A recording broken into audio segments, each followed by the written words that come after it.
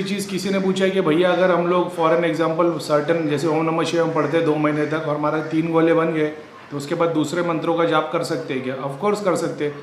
फिर उन्होंने बोला अगर पुराना मंत्र नहीं पढ़ेंगे तो क्या दोष लगेगा या ऑरा कम हो जाएगा? अगर आप मंत्र जाप से ऑरा बना चुके और आप 2 महीने 1 महीने से फिर जाप करना बंद कर दिए तो वो हल्का हल्का हल्का हल्का धूमिल होना शुरू हो जाता है, ऐसा है। और मान लो आप ओम नमः शिवाय का जाप करते हो, आपने 1.25 लाख करके सिद्ध कर ली, अब वो आपने 12 लाख या 1.25 करोड़ करके एक सिद्धि भी पूरी तैयार कर ली।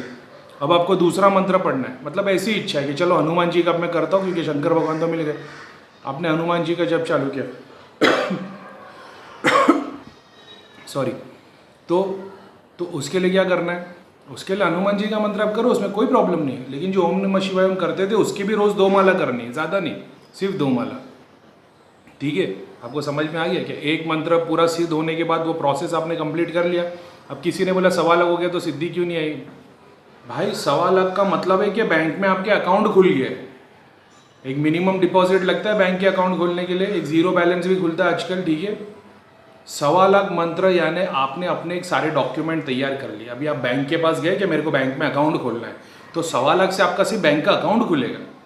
ठीक है, उसके बाद अभी आप जितने मंत्र पढ़ोगे वो आपके अकाउंट में जमा होना शुरू हो जाएगी, वो 1.25 लाख वाले अकाउंट में।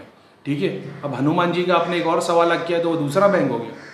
तो आप ओम नमः शिवाय बोलोगे तो वो यहाँ नहीं जाएगा, वो यहाँ जाएगा। लेकिन हनुमान जी के लिए फिर दूसरा मंत्र पढ़ना, वो ये बैंक में जमा होना शुरू हो जाएगा। अब आप बोलो कि भैया आपने तो पता एक मंत्र से सारे देवता खुश हो जाते हैं। हाँ, तो आपके 10 बैंक है, अगर 10 अकाउंट है 10 बैंक में और पैसा एक ही अकाउंट में जा रहा है तो भी तो आपके पास पैसा तो है। अब 10 अकाउंट में 1-1 लाख रुपया हो या एक अकाउंट में 10 लाख रुपया हो या एक ही अकाउंट में 1 लाख हो, अकाउंट दूसरे खाली है मगर पैसा तो है ना आपके पास। ये इंपॉर्टेंट बात है। तो कंफ्यूज मत हो वो चीज़ को लेके। आप शंकर भगवान की सिद्धि, बैंक अकाउंट हो गया आपका, आपने उसमें 5 लाख रुपए जमा कर दिए, आपकी हनुमान जी की शंकर भगवान की सिद्धि हो गई। अब हर महीने या मतलब रोज़ 2 माला कर लेनी है आपको, समझ गए? ताकि बैंक का अकाउंट चलते रहे। ऐसा नहीं कि कोई ट्रांजैक्शन नहीं हो रहा, बस पैसा रखा हुआ है। 2 माला रोज़ शंकर भगवान की करो, उसके बाद नया मंत्र चालू करो, वो श्रद्धा के लिए। अभी आप सोचोगे कि हनुमान जी की सिद्धि आ गई, अभी शंकर भगवान की सिद्धि आ गई, अभी हनुमान जी की सिद्धि के लिए भी करता हूँ, फिर तीसरी सिद्धि के लिए करता हूँ, फिर चौथी।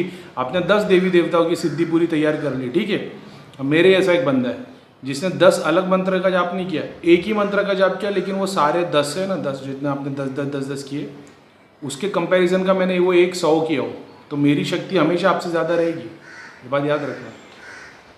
ठीक है, बहुत सारी नॉलेज ज्ञान मिलता है उससे, सिद्धियों से। शक्ति की बात कर रहा हूँ मैं, लड़ाई की, वो हिसाब से। तो ये बात को समझ के लो। और एक मंत्र का जाप 1.25 लाख हो गया तो एक रिंग बन जाती है। अब उसी का जाप करते रहोगे तो सिद्धि बन जाएगी। सिद्धि बनने के बाद वही मंत्र का जाप करोगे तो काम आसान हो जाएगा। ऐसा है।